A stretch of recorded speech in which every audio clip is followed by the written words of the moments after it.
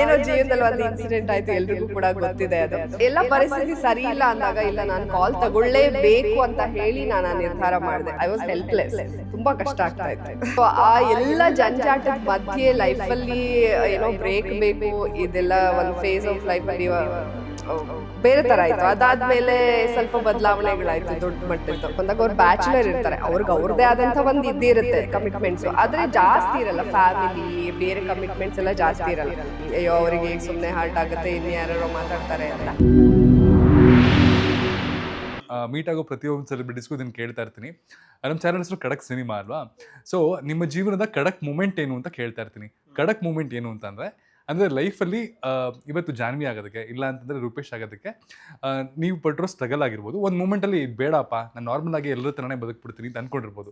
But out of the box ಇವತ್ತು ನೀವಾಗಿದ್ದೀರಲ್ಲ, ಅದು ಖಡಕ್ ಮೂಮೆಂಟು. ಸೊ ನಿಮ್ಮ ಜೀವನದ ಖಡಕ್ ಮೂಮೆಂಟ್ ಏನು? ಓಕೆ, ನಾನು ಆ್ಯಂಕರಿಂಗ್ ಬರೋಕ್ಕಿಂತ ಮುಂಚೆ ಮನೆಯಲ್ಲಿ ಇರುವಾಗ ಎಲ್ಲೋ ಒಂದು ಕಡೆ ನನಗದು ಇಷ್ಟ ಆಯಿತು, ಟಿ ವಿ ಇಷ್ಟ ಆಯಿತು, ಎಲ್ಲ ಇಷ್ಟ ಆಯಿತು. ಬಟ್ ಆ ಅನಿವಾರ್ಯತೆ ಕೂಡ ಸೃಷ್ಟಿ ಆಯಿತು. ಇಲ್ಲ ನಾನು ಸ್ಟಾರ್ಟ್ ಮಾಡಲೇಬೇಕು, ಮಗು ಚಿಕ್ಕವನಿದ್ದ ಏನೇ ಇದ್ದ, ಇಲ್ಲ ನಾನು ಸ್ಟಾರ್ಟ್ ಮಾಡಲೇಬೇಕು ಅನ್ನೋ ಅನಿವಾರ್ಯತೆ ಮನೆಯ ಒಂದು ಪರಿಸ್ಥಿತಿಯಿಂದನೂ ಕೂಡ ಸೃಷ್ಟಿಯಾಗಿತ್ತು. ನಾನು ಇವಾಗ ಹಿಂಗೆ ಬಿಟ್ಬಿಟ್ರೆ ಇದಾಗೋದೇ ಇಲ್ಲಪ್ಪ, ಯಾಕಂದರೆ ಮಗು ಚಿಕ್ಕವನಿದ್ದರಿಂದ ಒಂದು ಆ ಗಿಲ್ಟ್ ಇರುತ್ತೆ ನಮಗೆ, ಅಯ್ಯೋ ಬಿಟ್ಟು ಹೆಂಗಪ್ಪ ಹೋಗೋದು ಅಂತ. ಬಟ್ ಎಲ್ಲ ಪರಿಸ್ಥಿತಿ ಸರಿ ಇಲ್ಲ ಅಂದಾಗ ಇಲ್ಲ ನಾನು ಕಾಲ್ ತಗೊಳ್ಳೇಬೇಕು ಅಂತ ಹೇಳಿ ನಾನು ಆ ನಿರ್ಧಾರ ಮಾಡಿದೆ. ಸೊ ಮನುಷ್ಯನಿಗೆ ಅನಿವಾರ್ಯತೆ ಸೃಷ್ಟಿಯಾದಾಗ ನೀವು ಯಾವ ಸುತ್ತಮುತ್ತ ಏನಿದ್ರು ನಾವು ಕೇರ್ ಮಾಡೋದಿಲ್ಲ ಅಲ್ಲಿ. ಅದಾದ್ಮೇಲೆ ನಾನು ನ್ಯೂಸಲ್ಲೇ ಹೋಗ್ತಾ ಇದ್ದೆ, 12 years ನಂದು ನ್ಯೂಸ್ ಜರ್ನಿ. ಈ ಕಡೆಗೆ ಬರಬೇಕು ಅಂದಾಗಲೂ ಕೂಡ ಒಂದು ಏನೋ ಜೀವನದಲ್ಲಿ ಒಂದು ಇನ್ಸಿಡೆಂಟ್ ಆಯಿತು, ಎಲ್ರಿಗೂ ಕೂಡ ಗೊತ್ತಿದೆ ಅದು.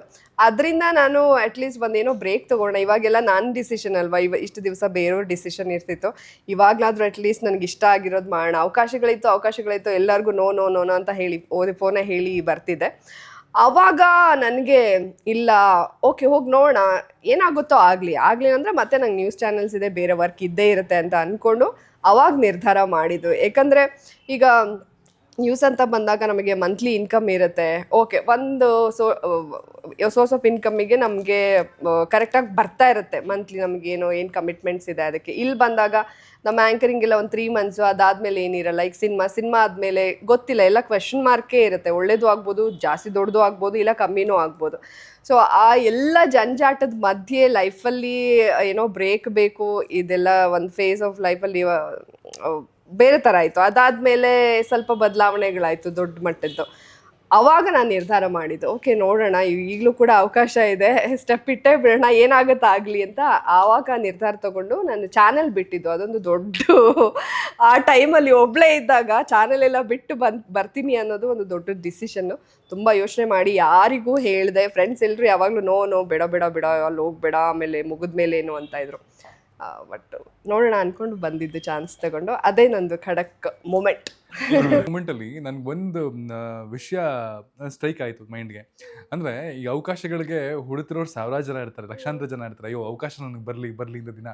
ಅವಕಾಶಗಳು ಬಂದಾಗ ಅದು ನಾನು ಮಾಡಲ್ಲ ಅಂತ ಹೇಳಕ್ಕೆ ಎಷ್ಟು ಕಷ್ಟ ಆಗ್ತಿತ್ತು? ತುಂಬ ಕಷ್ಟ ಆಗ್ತಿತ್ತು. ಯಾಕೆ ಗೊತ್ತಾ, ಇವಾಗ ನಾನು ಈ ಕರಿಯರ್ ಶುರು ಮಾಡಿದ್ದು ಮಗು ಆದಮೇಲೆ. ನಾನು ನ್ಯೂಸ್ ಆ್ಯಂಕರಿಂಗ್ ಶುರು ಮಾಡಿದ್ದೆ ಮಗು ಆದಮೇಲೆ.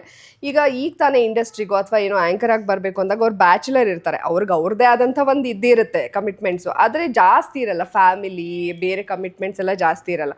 ಸೊ ಅವ್ರು ಅವಾಗ ಅವಕಾಶ ಸಿಕ್ಕಿದ್ದನ್ನು ಮಾಡ್ತಾರೆ, ಮತ್ತು ಖಾಲಿ ಇದ್ದಾಗಲೂ ಓಕೆ ಅವ್ರ ಜೀವನ ಹೆಂಗೋ ನಡೆದೋಗುತ್ತೆ. ಬಟ್ ನಮ್ದು ಹಂಗಲ್ಲ, ಒಂದು ಸ್ವಲ್ಪ ಕಮಿಟ್ಮೆಂಟ್ಸು ಫ್ಯಾಮಿಲಿ ಅಂತ ಇದ್ದಾಗ ಎಲ್ಲದು ಮ್ಯಾಟ್ರ್ ಆಗುತ್ತಲ್ಲ. ಫ್ಯಾಮಿಲಿ ಒಂಥರ ಸ್ವಲ್ಪ ಟ್ರೆಡಿಷ್ನಲ್ ಬಂದಾಗ ಅವ್ರದ್ದೆಲ್ಲ ನಾವು ತೊಗೋತೀವಿ, ಅವ್ರು ಹೇಳಿದ್ದಕ್ಕೂ ನಾವು ಮನ್ನಣೆ ಕೊಡ್ತೀವಿ. ಒಂದು ಸ್ವಲ್ಪ ಬೋಲ್ಡಾಗಿ ಬಿಡು ನಾನು ಮಾಡಿದ್ದೆ ಅನ್ನೋ ಹೋಗೋಷ್ಟು ನಾನು ಇರಲಿಲ್ಲ. ಅಯ್ಯೋ ಅವರಿಗೆ ಸುಮ್ಮನೆ ಹಾರ್ಟ್ ಆಗುತ್ತೆ, ಇನ್ನು ಯಾರೋ ಮಾತಾಡ್ತಾರೆ ಅಂತ. ಅದು ತುಂಬ ನನಗೆ ಗೊತ್ತು. ಲೈಫಲ್ಲಿ ಮುಂದೊಂದು ಸಲ ನನಗೆ ರಿಗ್ರೆಟ್ ಆಗುತ್ತೆ, ಇಷ್ಟೆಲ್ಲ ಅವಕಾಶಗಳೆಲ್ಲ ನೋ ಅಂದ್ಕೊಂಡು ಬರ್ತಿದ್ದೀನಿ ಅನ್ನೋದು ನನಗೆ ಅದು ಗೊತ್ತಿತ್ತು. ಬಟ್ ಐ ವಾಸ್ ಹೆಲ್ಪ್ಲೆಸ್, ತುಂಬ ಕಷ್ಟ ಆಗ್ತಾಯಿತ್ತು. ಬಟ್ ಇವಾಗ ಅಲ್ಲಿಂದ ಜಾನ್ವಿಯಾಗಿ ನಿಂತ್ಕೊಂಡಿರೋದಕ್ಕೆ ದಟ್ ಖಡಕ್ ಮೂಮೆಂಟ್ ಇಸ್ ದ ರೀಸನ್. ಎಲ್ಲರೂ ಅಷ್ಟೇ ಹೆದರ್ಕೊಂಡು ಕೂತ್ರೆ ಅಲ್ಲೇ ಇರ್ತೀವಿ. ಏನಾದರೂ ಒಂದು ಟಫ್ ಡಿಸಿಷನ್ ತೊಗೊಳ್ಳೇಬೇಕು. ಏನಾದರೆ ಕೆಟ್ಟದಾಗತ್ತಿಲ್ಲ, ಒಳ್ಳೇದಾಗತ್ತಲ್ಲ. ಒಳ್ಳೇದಾದರೆ ಮುಂದಕ್ಕೆ ಹೋಗೋಣ, ಕೆಟ್ಟದಾದರೆ ಮತ್ತೆ ಇದ್ದೇ ಇರುತ್ತಲ್ಲ ಹಳೆ ದಾರಿ. ಏನಿರ್ತೀವಿ, ಏನು ಸ್ಟಾಪ್ ಆಗಲ್ವಲ್ಲ, ಏನೋ ಒಂದು ಬದುಕೋದಕ್ಕೆ ಒಂದು ದಾರಿ ಅಂತ ಇದ್ದೇ ಇರುತ್ತಲ್ವ. ಸೊ ಅದ್ರ ಮೇಲೆ ನಂಬಿಕೆ ಇಡಬೇಕು. It was very inspiring and huge respect to you. ಚಪ್ಪಾಳೆ ಚಪ್ಪಾಳೆ ಬರಲಿ.